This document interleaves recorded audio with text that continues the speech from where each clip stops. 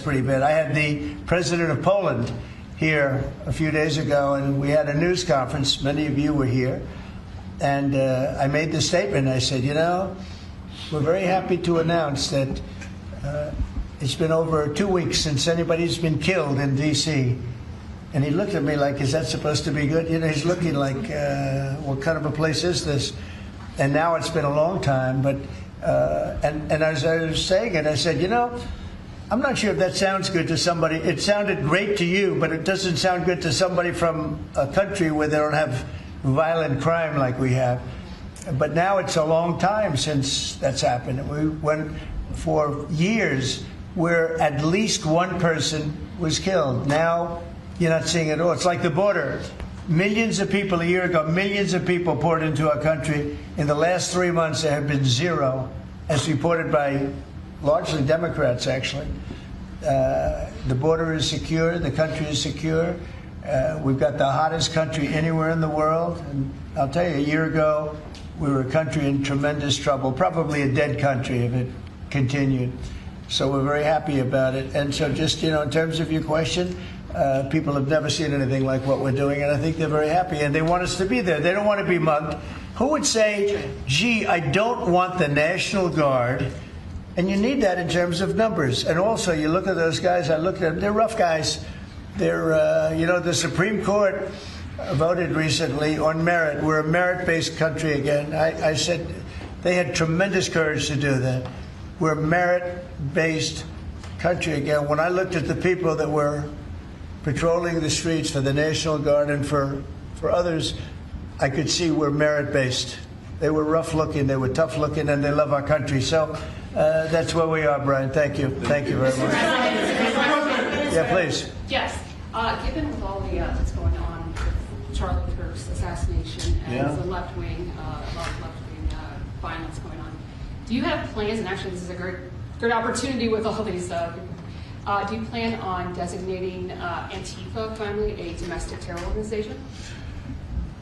Well, it's something I would do, yeah. If I have support from the people back here, I think we'd start with Pam, I think. But I would, if you give me, I would do that 100%. And others also, by the way. But Antifa is terrible. Are there other groups that you can make up? There are other groups, yeah. There are other groups. We have some pretty radical groups, and they got away with murder. And also, I've been speaking to the Attorney General about bringing RICO against some of the people that you've been reading about that have been putting up millions and millions of dollars for agitation. These aren't protests. These are crimes, what they're doing, where they're throwing bricks at cars of ICE and Border Patrol. And they come in with a beautiful new car. They're so proud. It's Border Patrol, ICE, you know, it's got whatever it is. And they're throwing rocks at it. And after 50 yards, it looks like an old beat-up vehicle. It was just brand new. It was just bought for the purposes. And they don't have to take that anymore. I let it be known.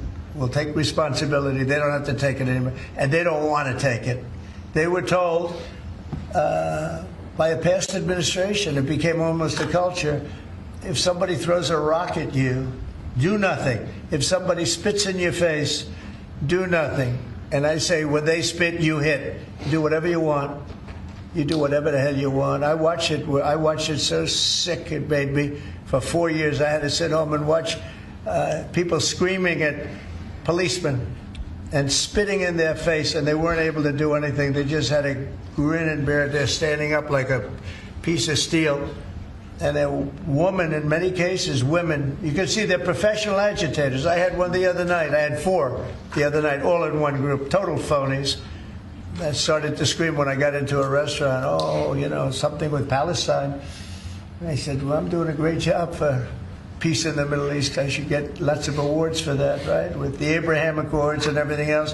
But a woman just stood up and started screaming.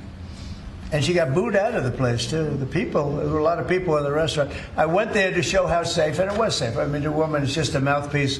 All she was a paid agitator. And you have a lot of them.